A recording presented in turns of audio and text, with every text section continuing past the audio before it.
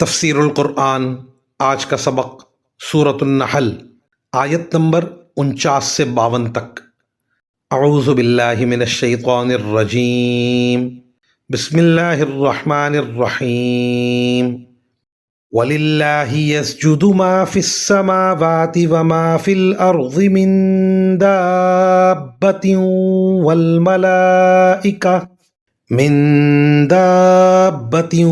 وَالْمَلَائِكَةُ وَهُمْ لَا يَسْتَكْبِرُونَ يَخَافُونَ رَبَّهُم مِّن فَوْقِهِمْ وَيَفْعَلُونَ مَا يُؤْمَرُونَ وَقَالَ اللَّهُ لَا تَتَّخِذُوا إِلَٰهَيْنِ اثْنَيْنِ إِنَّمَا هُوَ إِلَٰهٌ وَاحِدٌ فَإِيَّايَ فَارْهَبُونِ وَلَهُ مَا فِي السَّمَاوَاتِ وَالْأَرْضِ وَلَهُ الدِّينُ وَاصِبًا أَفَغَيْرَ اللَّهِ تَتَّقُونَ۔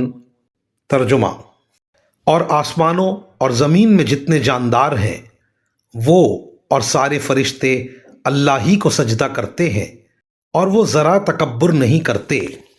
وہ اپنے اس پروردگار سے ڈرتے ہیں جو ان کے اوپر ہے، اور وہی کام کرتے ہیں جس کا انہیں حکم دیا جاتا ہے۔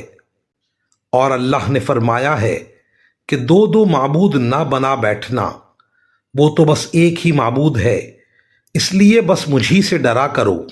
اور آسمانوں اور زمین میں جو کچھ ہے اسی کا ہے، اور اسی کی اطاعت ہر حال میں لازم ہے۔ کیا پھر بھی تم اللہ کے سوا اوروں سے ڈرتے ہو؟ وآخر دعوانا ان الحمد للہ رب العالمین۔